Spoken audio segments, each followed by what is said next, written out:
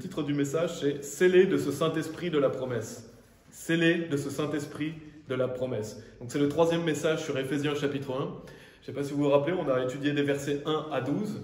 Et aujourd'hui, on va étudier particulièrement les versets 13 et 14. Et donc je voulais faire un message complet sur ces deux versets. C'est vraiment des versets importants. Et notamment parler du Saint-Esprit, la notion d'être scellé du Saint-Esprit et la notion d'être rempli du Saint-Esprit. On va voir la différence entre être scellé du Saint-Esprit, être rempli du Saint-Esprit. Et on va aussi parler de plusieurs fausses doctrines reliées au Saint-Esprit que les faux prophètes utilisent pour enseigner un salut par les œuvres. Donc on va débunker certaines fausses doctrines reliées au Saint-Esprit et au salut. Donc comme j'ai dit, les deux premières fois, on a étudié les versets 1 à 12. Et pour un petit rappel, l'épître aux Éphésiens, c'est une lettre qu'a écrite Paul à l'église d'Éphèse par l'intermédiaire de Tychik. Et donc l'église d'Éphèse était dans une ville païenne que Paul a évangélisée, et c'était en Asie mineure. Donc là, on va commencer, on va lire les versets 13 et 14. Versets 13 et 14. La Bible nous dit « En qui vous aussi vous vous êtes confiés, après que vous ayez entendu la parole de vérité, l'évangile de votre salut, en qui aussi après que vous avez cru, vous furent scellés de ce Saint-Esprit de la promesse, lequel est le gage de notre patrimoine, jusqu'à la rédemption de la possession acquise, à la louange de sa gloire. »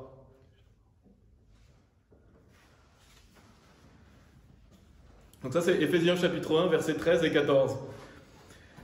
Et donc la première partie, on va voir la différence entre scellé du Saint-Esprit et être rempli du Saint-Esprit. Donc c'est des notions qui sont différentes que la Bible aborde.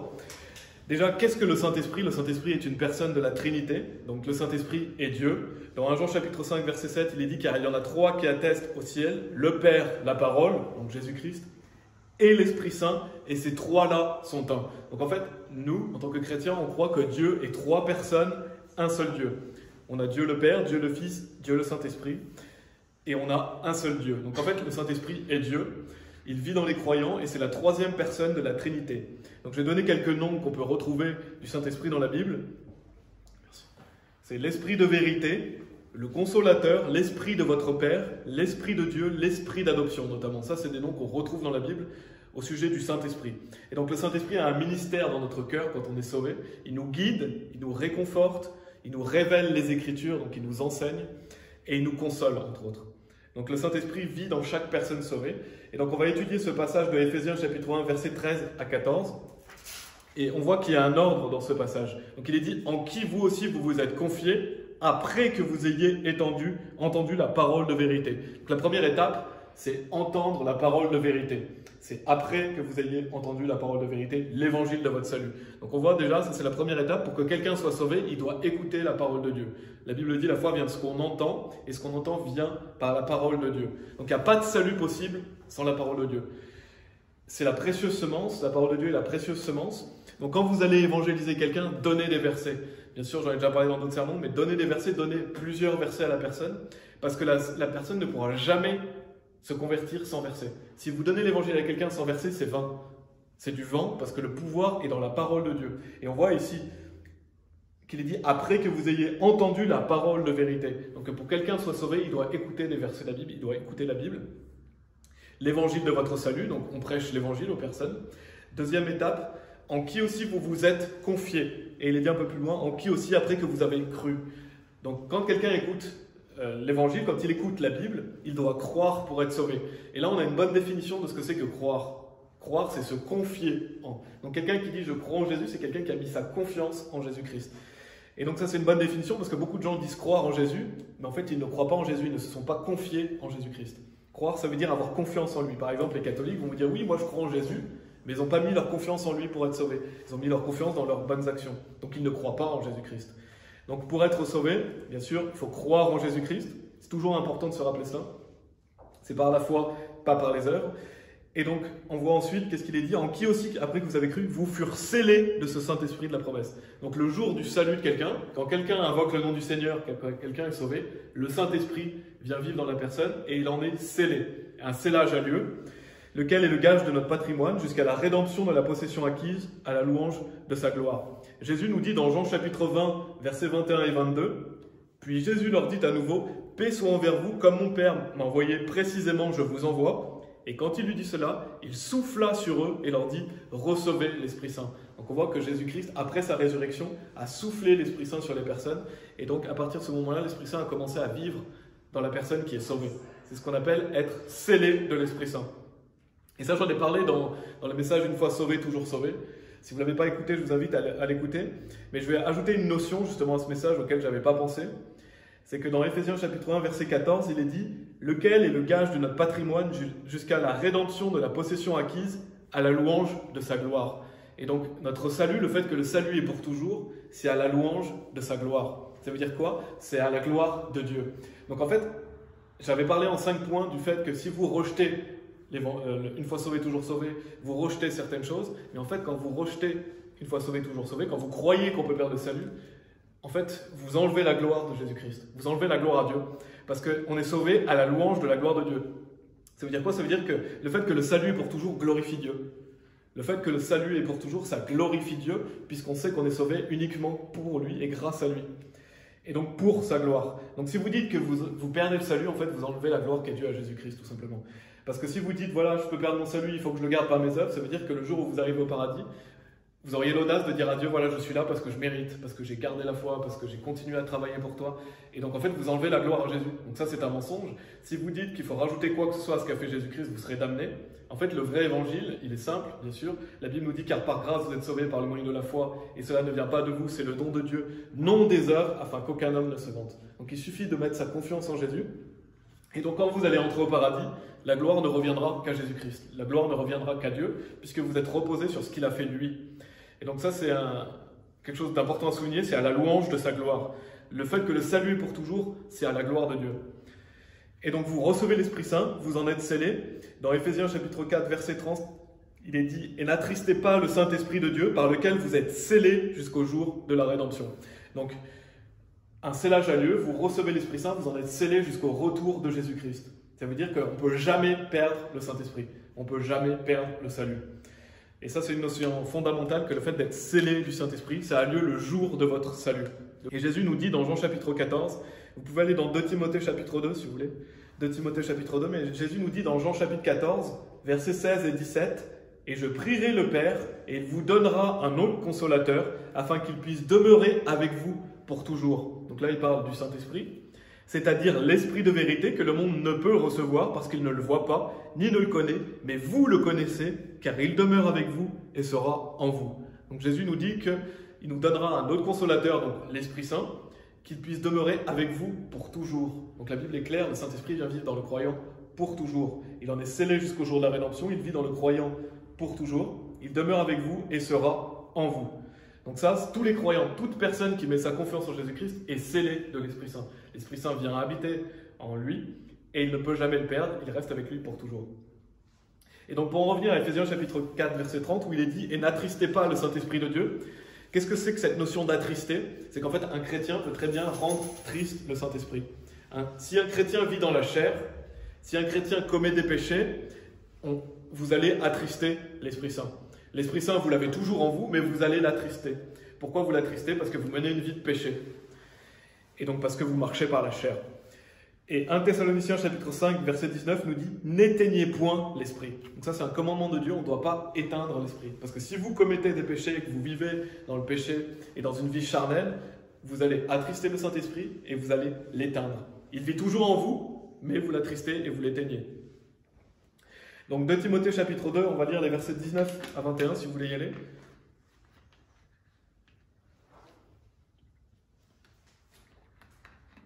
La Bible nous dit « Néanmoins, le fondement de Dieu se maintient avec assurance. Ayant ce sceau, le Seigneur connaît ceux qui sont les siens, et quiconque mentionne le nom de Christ, qu'il se détourne de l'iniquité. Mais dans une grande maison, il n'y a pas seulement des vases d'or et d'argent, mais aussi de bois et de terre, et quelques-uns à l'honneur et quelques-uns au déshonneur. Si un homme donc se purge lui-même de ceci, il sera un vase à honneur, sanctifié et propre au service de son maître, et préparé à toute bonne œuvre. » Donc là, ce que je veux souligner, déjà il est dit, ayant ce sceau, donc Dieu nous garantit l'authenticité du salut par le fait qu'il nous scelle de l'Esprit Saint. Le Seigneur connaît ceux qui sont les siens, donc on est connu de Dieu. Et il est dit donc qu'il y a des vases à honneur et des vases à déshonneur. Donc pour être rempli de l'esprit, on va parler de cette notion d'être rempli de l'esprit, il faut être un vase à honneur. Et pour être un vase à honneur, il faut se purger soi-même, il faut être sanctifié, donc mener une vie sainte.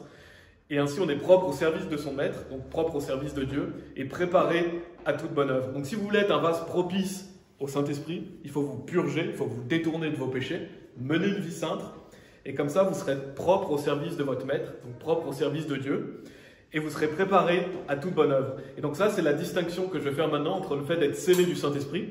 On a vu le fait d'être scellé du Saint-Esprit, c'est simple. Vous croyez en Jésus-Christ, c'est un événement, le Saint-Esprit vient vivre en vous pour toujours. Ensuite commence la vie chrétienne, et là on voit cette notion d'être rempli du Saint-Esprit. Et donc pour être rempli du Saint-Esprit, il faut être un vase à honneur. Si vous voulez que Dieu vous remplisse de son esprit, il faut être un vase à honneur. Si vous êtes un vase à déshonneur, vous ne serez pas rempli de l'Esprit.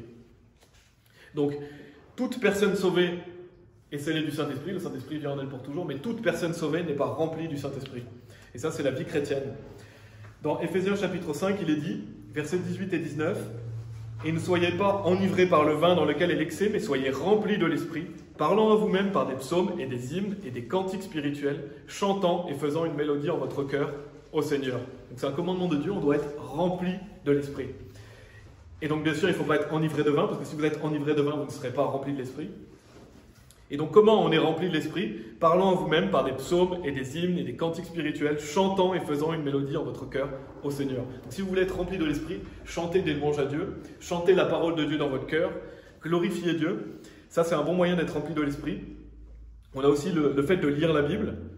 Dans Psaume 15, verset 2, qui est un de mes versets préférés, il est dit « Celui qui marche dans l'intégrité et qui effectue la droiture et qui dit la vérité dans son cœur ». Je trouve ça magnifique qu'une personne dise la vérité dans son cœur. Parce que qu'est-ce que ça veut dire que dire la vérité dans son cœur? C'est quelqu'un qui médite la parole de Dieu. C'est quelqu'un qui l'apprend, qui la médite et qui la dit dans son cœur. Parce que qu'est-ce que la vérité? Jésus est la vérité. Et Jean 17 nous dit « Sanctifie-les par ta vérité, ta parole est vérité ». Donc la parole de Dieu est la vérité. Donc quelqu'un qui dit la vérité dans son cœur, c'est quelqu'un qui médite la parole de Dieu. Qui, quand il la lit, il la médite, il l'applique. Et il apprend la parole de Dieu. Donc si vous voulez être rempli de l'esprit, lisez la Bible. La Bible dit dans Psaume 119, verset 11, « Ta parole ai-je cachée dans mon cœur, afin que je ne puisse pas pécher contre toi. » Donc gardez la parole de Dieu dans votre cœur, cela vous permet de ne pas pécher contre Dieu. Et donc c'est ça être un vase à honneur, puisque si vous gardez la parole de Dieu dans votre cœur, vous allez vous détourner des péchés, et donc vous n'allez pas pécher contre Dieu. Bien sûr, on n'est pas parfait, on pêche, mais plus on garde la parole de Dieu dans le cœur, moins on pêchera contre Dieu. Donc c'est un bon moyen d'être rempli de l'esprit. Dieu nous dit aussi de prier pour qu'on puisse être rempli de l'esprit. C'est dans Luc chapitre 11, verset 13, il est dit « Si donc vous, qui êtes mauvais, savez donner de bons présents à vos enfants, combien plus votre Père Céleste donnera-t-il le Saint-Esprit à ceux qui le lui demandent ?» Et donc ça, bien sûr, ça ne parle pas de recevoir le Saint-Esprit le jour de votre salut. Parce que vous ne demandez pas à Jésus « Donne-moi ton Saint-Esprit », non, vous lui demandez de vous sauver, et Dieu vous donne le Saint-Esprit. Et ça parle à une personne sauvée. Si vous voulez, demandez à Dieu de vous remplir de l'Esprit. C'est une prière qu'on doit faire en tant que chrétien, de demander à Dieu de nous remplir de son Esprit. Et si on veut que Dieu, justement, nous remplisse de son Esprit, alors on doit être un vase à honneur. Et donc ça, c'est vraiment ce que je voulais souligner, la différence entre être scellé, qui a lieu le jour de votre salut, et être rempli de l'Esprit, qui est tous les jours quelque chose de quotidien auquel vous devez travailler et que vous devez demander. Et je vais parler un peu du Saint-Esprit dans l'Ancien Testament, parce qu'il y a des gens qui pervertissent cette notion du Saint-Esprit, justement en utilisant l'Ancien Testament. Et je vais parler de Saül, qui est un bon exemple, justement, parce que dans l'Ancien Testament, le Saint-Esprit ne vivait pas dans les gens, comme dans les personnes sauvées, comme c'est aujourd'hui. En fait, le Saint-Esprit venait sur les personnes dans l'Ancien Testament. Et on a l'exemple de Saül. On voit que le Saint-Esprit était sur lui, donc Saül était quelqu'un de sauvé, qui avait le Saint-Esprit sur lui. Notamment dans 1 Samuel chapitre 11, verset 6, il est dit « Et l'Esprit de Dieu vint sur Saül, quand il entendit ces paroles, et sa colère s'embrasa fort. » Donc on voit que le Saint-Esprit de Dieu était sur Saül, et on voit que le Saint-Esprit pouvait partir. Parce qu'il est dit dans 1 Samuel chapitre 16, verset 14, « Et l'Esprit du Seigneur se retira de Saül, et un esprit malin du Seigneur le troublait. » Donc on voit que dans l'Ancien Testament, quelqu'un pouvait avoir un Saint-Esprit sur lui, et ce Saint-Esprit pouvait partir. Si par exemple, Dieu châtier la personne, et là, parce qu'on sait que Saül, Dieu l'avait rejeté en tant que roi, donc il n'avait pas perdu son salut, il était toujours sauvé, mais Dieu lui avait enlevé l'Esprit Saint sur lui. Donc dans l'Ancien Testament, c'était un peu différent. Les gens étaient sauvés comme on est aujourd'hui, les gens étaient sauvés pour toujours, mais le Saint-Esprit pouvait venir sur eux et partir. Et donc en fait, ça se compare beaucoup à la notion d'être rempli du Saint-Esprit. Donc les gens qui utilisent justement l'Ancien Testament en disant, vous voyez, on peut perdre le Saint-Esprit. Non, on ne peut pas perdre le Saint-Esprit, on en est scellé pour toujours, mais le Saint-Esprit, on peut ne pas en être rempli. En tout cas, dans le Nouveau Testament, c'est comme ça. Dans l'Ancien Testament, le Saint-Esprit pouvait venir sur les gens et pouvait repartir. Donc les personnes qui utilisent ça pour dire qu'on peut perdre le salut sont des menteurs qui damnent les gens parce qu'on ne peut pas perdre le Saint-Esprit. Une fois qu'on l'a reçu, on en est scellé. Donc ça, c'était par rapport à l'Ancien Testament.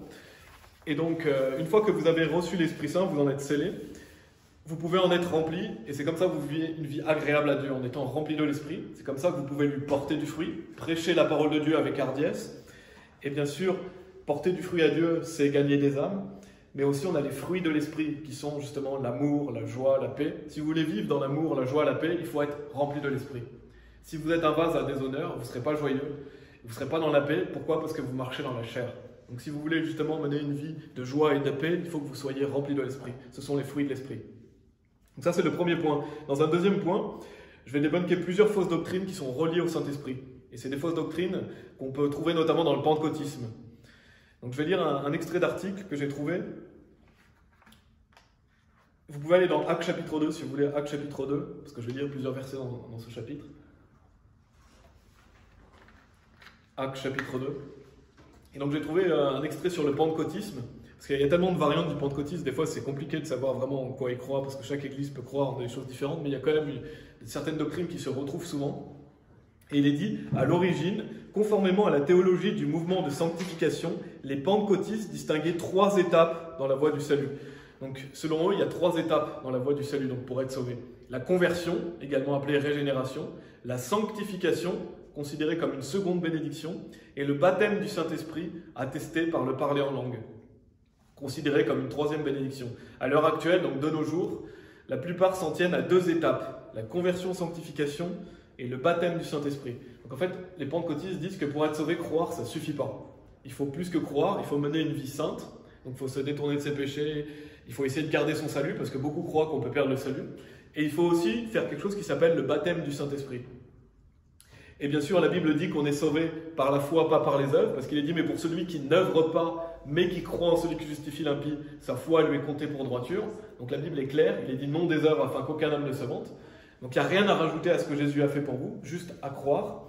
Tite chapitre 3, verset 5 nous dit, non par les œuvres de droiture que nous avons faites, mais selon sa miséricorde, il nous sauva, par le nettoyage de la régénération et le renouvellement de l'Esprit Saint. Donc le salut est gratuit, c'est pas par les œuvres que l'on peut faire, mais selon sa miséricorde, par la grâce de Dieu. Donc ça, on voit clairement en fait que l'Église pentecôtiste enseigne un salut par les œuvres. Parce qu'ils rajoutent à la foi, ils disent qu'il faut faire d'autres choses que de croire en Jésus-Christ.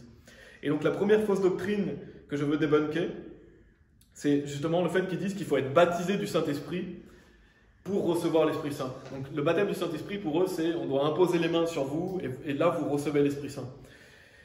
Et donc ils rajoutent quelque chose au salut. Et donc on va lire dans Actes chapitre 2, parce qu'ils utilisent beaucoup Actes chapitre 2 pour parler du baptême du Saint-Esprit justement. Et ils disent notamment que toutes les personnes sauvées vont parler en langue. Toutes les personnes sauvées vont parler en langue. Et ça c'est un mensonge. Déjà, il faut savoir qu'est-ce que c'est que le parler en langue. Et je ferai peut-être un message un jour complet là-dessus, parce que ça demande un message complet. Mais parler en langue, c'est parler dans une langue qui est compréhensible. C'est parler dans une langue qui existe. C'est pas parler en charabia. Dans Actes chapitre 2, verset 8, il est dit « Et comment entendons-nous chaque homme dans notre propre langue dans laquelle nous sommes nés ?» Donc quand il parlait ici des langues, les gens comprenaient. C'était des langues que ces personnes-là étaient nées dans ces langues-là. Donc ce sont des langues qui existent. Et dans Actes chapitre 2, verset 11, il est dit aussi « Crétois et Arabes ». Donc là, il a listé plusieurs langues qui étaient entendues. Nous les entendons parler dans nos langues des œuvres merveilleuses de Dieu. Donc se parler en langue, c'était parler dans des langues qui existent. Et c'était parler des œuvres merveilleuses de Dieu. Donc le parler en langue avait un objectif. C'était de parler de Dieu. C'était pas Shabala, Shabala, Pala, comme on peut voir aujourd'hui où les gens répètent n'importe quoi, qui n'a aucune signification et qui ne parle absolument pas de Dieu. Ça, c'est un faux parler en langue. La plupart des gens qui font ça sont soit possédés, soit fous. Mais ça, c'est pas du parler en langue. Ça, c'est vraiment le mouvement pentecôtiste qui a amené ces fausses doctrines. Parce que parler en langue, c'est quelque chose, c'est une langue qui existe. Et ça avait un but précis. C'était prêcher la parole de Dieu, notamment. Et bien sûr, la Bible nous dit que tout le monde ne parle pas en langue. Donc cette fausse doctrine qui dit que tous les sauvés parlent en langue, c'est faux. Parce que dans 1 Corinthiens chapitre 12, verset 30, il est dit « Ont-ils tous des dons de guérison? Parlent-ils tous des langues? Interprètent-ils tous? Donc Paul ici pose des questions de rhétorique, il connaît la réponse, il sait que c'est non. Et donc il dit, parlent-ils tous des langues? Non, tout le monde ne parle pas des langues. Donc les gens qui disent que tous les sauvés parlent des langues, c'est faux, ça contredit la parole de Dieu. Paul nous montre ici par sa question rhétorique que tous ne parlent pas des langues. Et donc pour en revenir au baptême du Saint-Esprit, en fait ce qu'ils enseignent c'est que pour recevoir le Saint-Esprit, il faut faire quelque chose en plus que croire. Donc ils disent, voilà, si vous voulez recevoir le baptême du Saint-Esprit, il faut faire quelque chose en plus, et c'est ce qu'ils appellent l'imposition des mains, notamment. Et donc ça c'est faux, parce que celui qui croit en Jésus, on l'a vu, est scellé du Saint-Esprit. Il suffit de croire pour recevoir le Saint-Esprit. Et pour débunker cette fausse doctrine, on va aller dans Actes chapitre 1, si vous voulez aller dans Actes chapitre 1, parce qu'ils utilisent beaucoup le livre des Actes. Et beaucoup de personnes, justement, ont une mauvaise compréhension du livre des Actes, donc ils utilisent le livre des Actes pour enseigner leur fausse doctrine, leur faux baptême du Saint-Esprit. Donc on va aller voir dans Actes chapitre 1, on va lire les versets 4 et 5, où il est dit, étant assemblés avec eux, leur commanda qu'ils ne partent pas de Jérusalem, mais d'attendre la promesse du Père, laquelle, dit-il, vous avez entendu de moi, car Jean a véritablement baptisé avec de l'eau, mais vous serez baptisés avec l'Esprit Saint d'ici peu de jours. Et là, ça ne parle pas du tout du salut. On voit dans Jean chapitre 20 que Jésus leur avait déjà donné l'Esprit Saint. Ils en étaient déjà scellés. Là, ça parlait qu'il allait leur donner un ministère particulier, qu'ils allaient être remplis de l'Esprit. Donc, c'est absolument pas quelque chose qu'on doit faire en plus pour être sauvé. Non. Ici, Dieu allait justement les envoyer en mission. C'est ce qu'on voit au verset 8. Mais vous recevrez du pouvoir après que l'Esprit Saint sera venu sur vous, et vous serez mes témoins, à la fois à Jérusalem et dans toute la Judée, et en Samarie, et jusqu'aux endroits les plus reculés de la terre. Donc ils étaient remplis de l'Esprit pour aller prêcher la Bible. Ils n'étaient pas ici remplis de l'Esprit pour être sauvés, ils étaient déjà sauvés. Et en plus, notez qu'il est dit, l'Esprit Saint sera venu sur vous. Donc c'est pas en vous, c'est sur vous. Là, c'est la notion d'être rempli de l'Esprit. C'est pas la notion de recevoir l'Esprit Saint et d'en être scellé. Donc on n'est pas rempli de l'Esprit pour être sauvé, puisque quelqu'un qui est rempli de l'Esprit est déjà sauvé, il a déjà été scellé par le Saint-Esprit. Donc quand les apôtres, dans le livre des Actes notamment, posaient les mains sur une personne, pour que l'Esprit Saint soit sur eux, c'est pour leur conférer un ministère pour l'œuvre de Dieu. C'est pour qu'ils soient remplis d'Esprit, pour aller prêcher la parole de Dieu, et pour faire une mission pour Dieu. Donc c'est pour être rempli de l'Esprit tout simplement. Donc, on va voir un autre verset, c'est dans Actes chapitre 2. Là, on était dans Actes chapitre 1. Actes chapitre 2, pour débunker vraiment le pentecôtisme en général, parce qu'ils utilisent beaucoup Actes chapitre 2, verset 38. On va aller au verset 38. Il y a même des églises qui s'appellent Actes chapitre 2, verset 38, pour vous dire que ce verset vraiment est très perverti dans ces églises. En fait, ils utilisent Actes chapitre 2, qui est un verset, c'est vrai, un peu compliqué à comprendre, mais quand on a compris, c'est très simple en fait. Mais ça peut être compliqué à comprendre si on ne sait pas comment l'interpréter. Pourtant, il est très simple à comprendre, mais il l'utilise justement pour enseigner un salut par les œuvres. Actes chapitre 2, verset 38. Donc là, ce que je suis en train de faire, c'est de débunker déjà la fausse doctrine qui dit que pour être sauvé, il faut faire le baptême du Saint-Esprit par imposition de main, afin de recevoir l'Esprit Saint et afin d'être sauvé. Ça, c'est une fausse doctrine. Actes chapitre 2, verset 38 nous dit « Alors Pierre leur dit, repentez-vous et soyez baptisés, chacun de vous dans le nom de Jésus-Christ, pour la rémission des péchés, et vous recevrez le don de l'Esprit Saint. » Et ils utilisent ce verset, ils disent « Oh, regardez, voilà, pour être sauvés. » Déjà, ils utilisent « repentez-vous » en disant « repentez-vous de vos péchés ». Mais c'est pas dit de vos péchés, c'est dit « repentez-vous ». On va y revenir. Et des personnes utilisent ça pour dire « Voyez, pour être sauvé, il faut aller se faire baptiser. Pour être sauvé, il faut faire quelque chose en plus pour recevoir l'Esprit Saint. » Donc là, on a débunké la fausse doctrine du baptême du Saint-Esprit par imposition des mains pour être sauvé. Mais là, on va débunker deux autres fausses doctrines qui sont notamment dans le pentecôtisme. C'est qu'il y a des gens qui disent que pour être sauvé, il faut être baptisé d'eau. Et il y a des gens qui disent que pour recevoir le Saint-Esprit, il faut aussi être baptisé d'eau.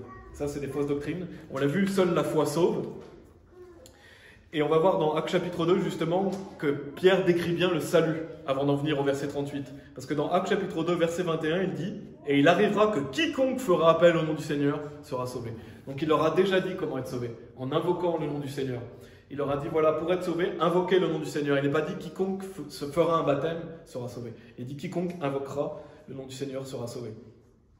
Et on voit aussi au verset 41, donc juste après le verset 38, qu'il est dit « Alors ceux qui reçurent volontiers sa parole furent baptisés. Et ce jour-là, il leur fut ajouté environ 3000 âmes. » Donc on voit que ces personnes ont reçu volontiers la parole de Dieu, donc ils ont cru en Jésus-Christ, et après ils ont été baptisés. Donc le baptême ne fait absolument pas partie du salut. Ils ont d'abord été sauvés, ensuite ils ont été baptisés. On a l'exemple bien sûr de l'eunuque avec Philippe. Dans Actes chapitre 8, il a cru en Jésus-Christ, ensuite il a été baptisé. Donc le baptême ne fait absolument pas partie du salut. Le baptême ne sauve pas. Le baptême, c'est une figure de ce qui nous sauve. De la mort, l'ensevelissement et la résurrection de Jésus-Christ, c'est quelque chose qui se fait après avoir été sauvé, qui n'a rien à voir avec notre salut, qui ne sauve absolument pas. Et la Bible dit dans Actes chapitre 10, versets 43 et 44, « De lui, tous les prophètes témoignent que par le moyen de son nom, quiconque croit en lui recevra la rémission des péchés. » Tandis que Pierre disait encore ces choses, l'Esprit Saint tomba sur tous ceux qui entendaient la parole. Donc on voit ici que Pierre prêche l'évangile. Il leur dit que par le moyen de son nom, quiconque croit en lui recevra la rémission des péchés. Et retenez bien ça, c'est en croyant en Jésus-Christ qu'on est pardonné de nos péchés. Parce qu'on va revenir là-dessus dans Actes chapitre 2, verset 38. Donc ils vont croire, ils vont recevoir l'Esprit Saint. Et qu'est-ce qu'il est dit un peu plus loin au verset 47 ? Quelqu'un peut-il refuser l'eau pour que ceux-ci ne soient pas baptisés, eux qui ont reçu l'Esprit Saint aussi bien que nous ? Donc en fait, ce verset détruit toute la fausse doctrine de dire que pour recevoir l'Esprit Saint, il faut aller faire un baptême d'eau. Parce qu'ici, il est dit qu'ils ont reçu l'Esprit Saint, mais ils ne sont pas encore baptisés d'eau. Donc on voit qu'il y a un ordre. Une personne est sauvée, elle reçoit l'Esprit Saint, et elle se fait baptiser plus tard, pas pour être sauvée, pas pour recevoir l'Esprit Saint, mais ça c'est la vie chrétienne. Donc il y a un ordre. Le Saint-Esprit se reçoit avant le baptême. Et comment on est pardonné de nos péchés? Bien sûr, c'est par le sang de Jésus. Le jour où on croit en lui, on est pardonné de nos péchés. Il est dit dans Éphésiens chapitre 1, verset 7, « En qui nous avons la rédemption par le moyen de son sang, le pardon des péchés selon la richesse de sa grâce. » Donc comment quelqu'un est pardonné de ses péchés? Ce n'est pas par un baptême d'eau, mais c'est par la foi en Jésus-Christ. Si quelqu'un se fait baptiser, il va peut-être laver son corps, mais il ne va pas laver ses péchés. Pour être lavé de ses péchés, il faut le sang de Jésus-Christ.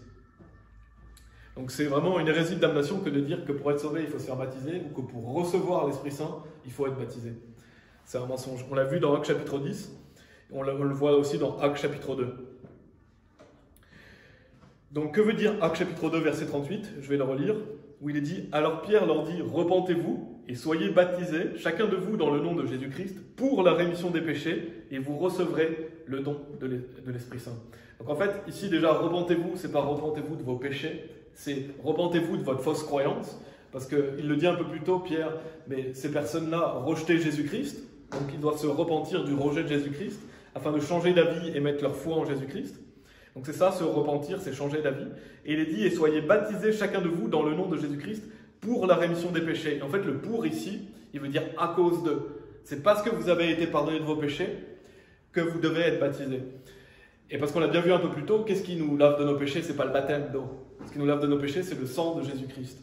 Donc Dieu ne va pas se contredire, il ne va pas dire dans un verset, pour être pardonné de vos péchés, il faut seulement croire, vous recevrez la rémission des péchés en croyant en lui. Et donc par son sang, et dans un autre verset, nous dire qu'il faut être baptisé d'eau pour être lavé de ses péchés. Non, Dieu ne se contredit pas. Dieu n'est pas l'auteur de la confusion. Donc quand Dieu nous dit ici, c'est à cause, c'est parce que vous avez été pardonné de vos péchés en croyant en Jésus-Christ que maintenant faites-vous baptiser. Parce qu'on voit au verset précédent, au verset 37, ces personnes-là nous disent à Pierre, que ferons-nous donc? Et donc ils ne demandent pas que dois-je faire pour être sauvé, comme dans Actes chapitre 16, verset 31, ils disent que ferons-nous donc? Donc Pierre leur explique, voilà, soyez sauvés, ensuite soyez baptisés. Il n'est pas en train de dire soyez baptisés d'eau pour être pardonné de vos péchés. Donc ça veut dire à cause d'eux. Et en fait, dans la King James, en anglais, c'est le mot for qu'on retrouve ici. For, c'est le mot qui est justement dans Actes chapitre 2, verset 38. Et on retrouve ce même mot dans Jean chapitre 3, verset 16. For God so loves the world. Donc qui veut dire car. Et ici, qui peut vouloir dire à cause d'eux. Donc c'est simple à comprendre, le mot ici. En fait, c'est comme si Pierre leur disait repentez-vous et soyez baptisés chacun de vous dans le nom de Jésus-Christ à cause de la rémission des péchés. Parce que vous avez été pardonné de vos péchés.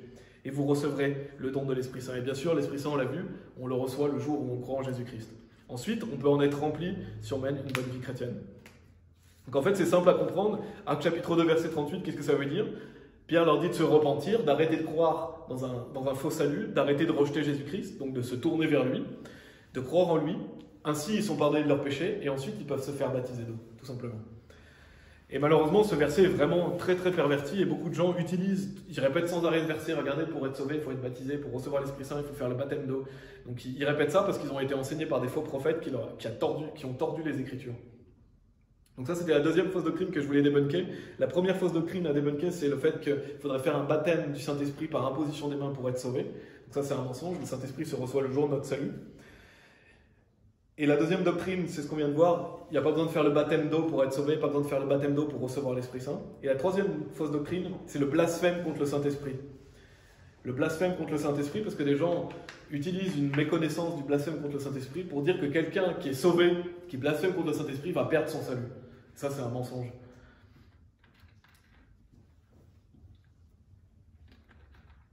Parce qu'il faut comprendre qu'il n'y a aucun chrétien, aucune personne sauvée qui ne peut blasphémer contre le Saint-Esprit. Aucune personne sauvée ne blasphémera contre le Saint-Esprit. Parce qu'une personne qui est sauvée a le Saint-Esprit en elle, et elle est scellée jusqu'au jour de la rédemption. Elle ne pourra pas blasphémer contre le Saint-Esprit. Donc qui peut blasphémer contre le Saint-Esprit? Seulement une personne qui est non sauvée. Dans 1 Corinthiens chapitre 12, je vais lire 2 versets. 1 Corinthiens chapitre 12, verset 3, il est dit « C'est pourquoi je veux vous faire comprendre qu'aucun homme parlant par l'Esprit de Dieu n'appelle Jésus maudit. Et qu'aucun homme ne peut dire que Jésus est le Seigneur, sinon par l'Esprit Saint. » Donc aucune personne parlant par l'Esprit de Dieu n'appellera Jésus maudit. Et 1 Jean chapitre 4, verset 6 nous dit « Nous sommes de Dieu, celui qui connaît Dieu nous entend, celui qui n'est pas de Dieu ne nous entend pas. Par ceci, nous connaissons l'esprit de vérité et l'esprit d'erreur. » Donc il y a des personnes qui ont l'esprit d'erreur, les personnes non sauvées. Les personnes sauvées ont l'esprit de vérité. Donc les personnes sauvées ne vont pas blasphémer contre l'esprit de vérité qui vit en eux. Et il y a un troisième verset, que je voulais mentionner aussi, c'est Romains chapitre 8, verset 16, qui nous dit « L'Esprit lui-même rend témoignage avec notre esprit que nous sommes les enfants de Dieu. » En fait, l'Esprit Saint nous rappelle toujours que Dieu est notre Père. Donc aucun chrétien ne va blasphémer contre le Saint-Esprit. Donc un chrétien a le Saint-Esprit en lui, il en est scellé, et donc il a l'esprit de vérité. En fait, c'est que les personnes non sauvées qui peuvent blasphémer contre le Saint-Esprit. Et ce blasphème, tel qu'il est décrit, c'était à l'époque de Jésus. On va lire 2 passages qui parlent justement de ce blasphème, pour situer le contexte et pour comprendre qu'est-ce que c'est que le blasphème contre le Saint-Esprit. On va aller dans Marc chapitre 3 et Matthieu chapitre 12, si vous voulez y aller, dans les évangiles. Marc chapitre 3. Je vais lire 2 passages qui parlent justement du blasphème contre le Saint-Esprit. Il y en a un troisième aussi dans Luc. Donc Marc chapitre 3, versets 28 à 30, qui nous dit « En vérité, je vous dis, donc ça c'est Jésus qui nous parle, tous les péchés seront pardonnés aux fils des hommes, et les blasphèmes quels qu'ils soient, par lesquels ils auront blasphémé, mais celui qui aura blasphémé contre l'Esprit Saint n'a jamais de pardon, mais est en danger de damnation éternelle, c'est parce qu'il disait, il a un esprit impur. » Donc ne vous trompez pas, si vous blasphémez contre le Saint-Esprit, plus de pardon, c'est fini, vous êtes réprouvé. Donc vous n'aurez jamais aucun pardon. Ça c'est une doctrine qui est vraiment claire, on le voit ici. Il est en danger de damnation éternelle, il n'a jamais de pardon. Donc ceux qui rejettent la doctrine des réprouvés vont avoir du mal en lisant ces versets, parce que Jésus leur dit, ils n'ont jamais de pardon. Jamais, c'est jamais. Donc ces personnes ne peuvent jamais être sauvées. Tout comme un chrétien ne peut jamais perdre son salut, une personne qui blasphème contre le Saint-Esprit ne pourra jamais être sauvée. Et au Matthieu chapitre 12, au verset 32, il est dit « Et quiconque dit une parole contre le Fils de l'homme, il lui sera pardonné, mais quiconque parle contre l'Esprit Saint, il ne lui sera pas pardonné, ni dans ce monde, ni dans le monde à venir. » Donc ce verset est clair, pas de pardon dans ce monde, ni dans le monde à venir. Donc c'est la damnation. Une personne qui a blasphémé contre le Saint-Esprit ne peut plus être sauvée. Elle est réprouvée concernant la foi. En fait, elle ne peut plus croire en Jésus-Christ, parce qu'elle est allée trop loin. Et donc, on voit ici dans ce contexte que ces personnes-là attribuaient des miracles que Jésus-Christ faisait au miracle du diable. Et donc ce contexte dont Jésus parle quand il parle du blasphème contre le Saint-Esprit, c'est quand il parlait avec des scribes, et en fait les scribes l'accusaient de chasser les démons avec le prince des démons. Donc en fait ils accusaient Jésus-Christ de quelque chose qu'il ne faisait pas, et donc ils ont blasphémé contre l'Esprit Saint. Et on va voir dans Jean chapitre 12 aussi, dans Jean chapitre 12, justement, Jean chapitre 12, versets 37 à 40, nous donne un éclairage sur ce blasphème.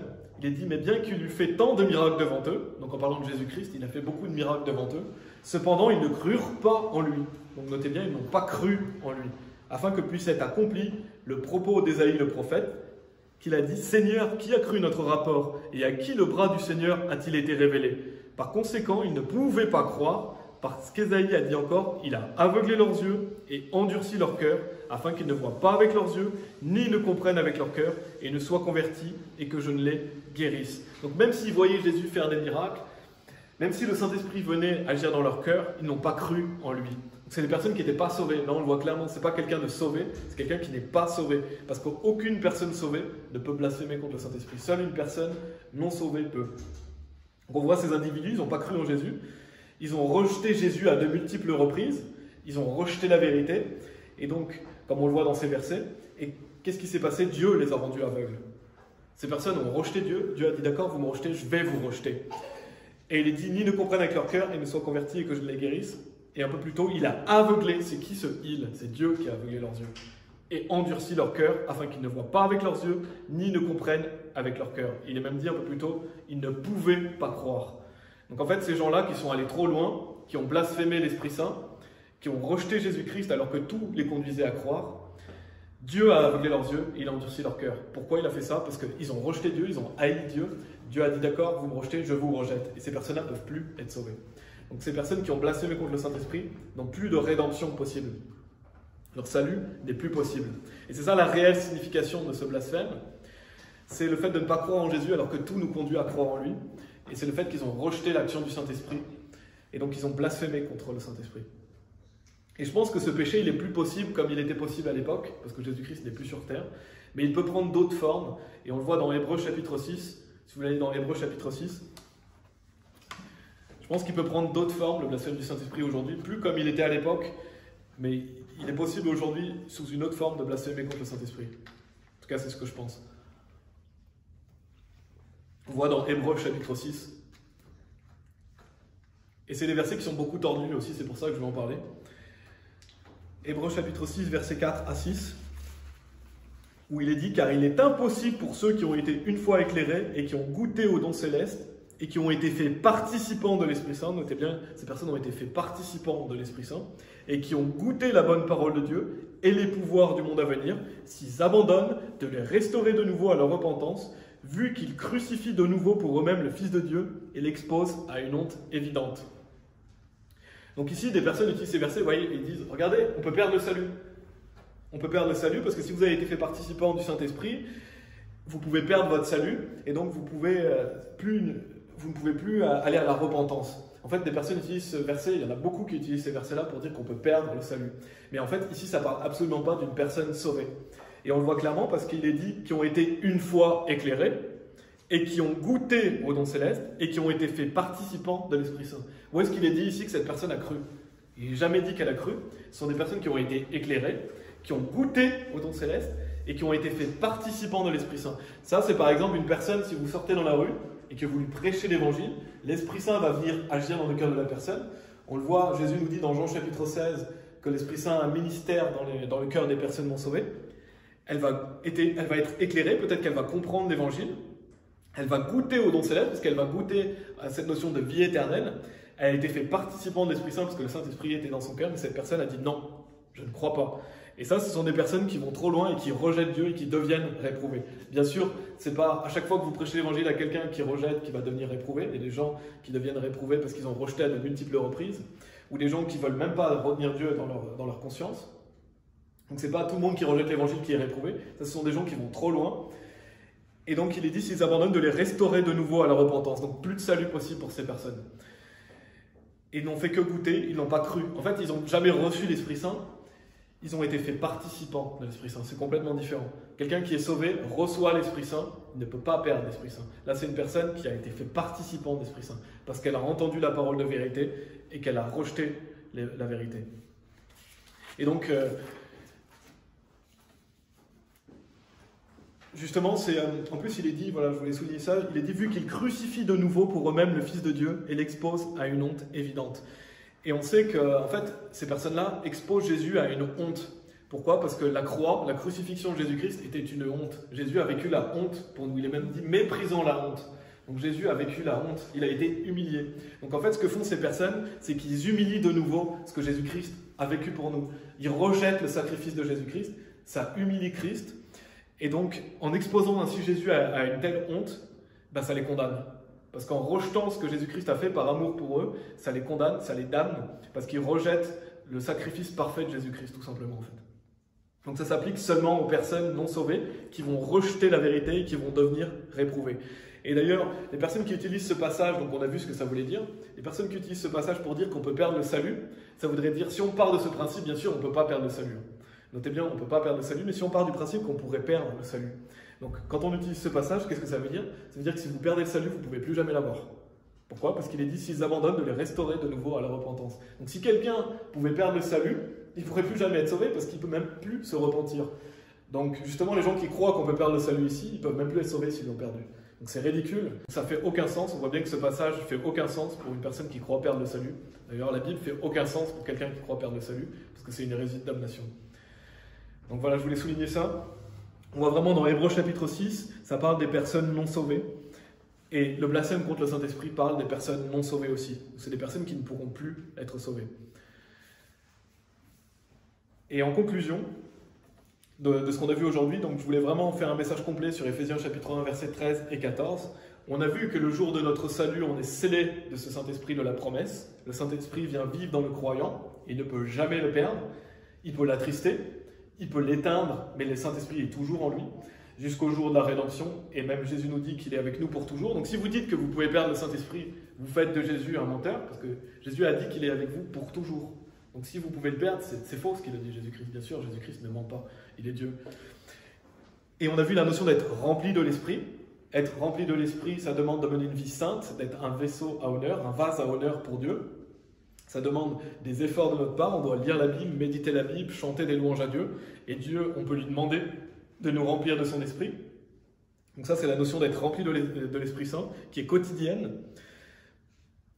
Et on a débunké plusieurs fausses doctrines, notamment le baptême du Saint-Esprit par imposition des mains pour être sauvé. Ça, c'est un mensonge. Ce qu'enseigne le pentecôtisme, c'est faux. On reçoit le Saint-Esprit le jour où on est sauvé. Ensuite, on peut être rempli de l'Esprit, mais ça, c'est pour la vie chrétienne. On a vu Actes chapitre 2, verset 38, que le baptême d'eau ne sauve pas, ne fait pas partie du salut. On ne reçoit pas non plus l'Esprit Saint en faisant un baptême d'eau. C'est juste une figure du salut. Ça se fait après avoir été sauvé, le baptême. On a vu aussi le blasphème contre le Saint-Esprit et Hébreux chapitre 6, que les personnes tordent, et justement qui les damnent, parce que ce sont des gens qui croient perdre le salut. Donc voilà, j'espère que ça a aidé des personnes à bien comprendre. Et il y a beaucoup de choses à dire sur le Saint-Esprit, il y aurait même d'autres messages à faire sur le Saint-Esprit, mais je voulais me focaliser vraiment sur la notion de salut et sur les fausses doctrines qui sont enseignées par rapport au Saint-Esprit. Donc on va prier. Merci Seigneur, parce que dans ta parole, tu nous réconfortes, tu nous as donné justement le Consolateur. On sait qu'il vit avec nous pour toujours. Parfois on oublie peut-être qu'on a le Saint-Esprit, mais le Saint-Esprit est Dieu. Il est puissant, il est en nous, donc je prie pour qu'on ne l'éteigne pas, mais plutôt qu'on en soit rempli, parce qu'on sait qu'il est en nous, mais on doit en être rempli pour être de bons témoins, pour te porter du fruit. Et c'est dans la vie de tous les jours, c'est pas seulement pour aller prêcher l'évangile qu'on doit être rempli de l'esprit, mais c'est aussi pour être un bon mari, une bonne femme, un bon père, une bonne mère. Remplis-nous de ton esprit pour la vie quotidienne, pour tous les actes, parce qu'on ne peut pas être agréable sans l'Esprit Saint, sans marcher par l'Esprit. Et je prie pour que les personnes qui pensaient perdre le salut ou le Saint-Esprit aient bien compris que ta parole atteste que non, on en est scellé jusqu'au jour de la rédemption. Et je t'en prie, Père, que la vérité soit proclamée et que les gens qui te recherchent puissent entendre la vérité au sujet du salut. En Jésus-Christ. Amen.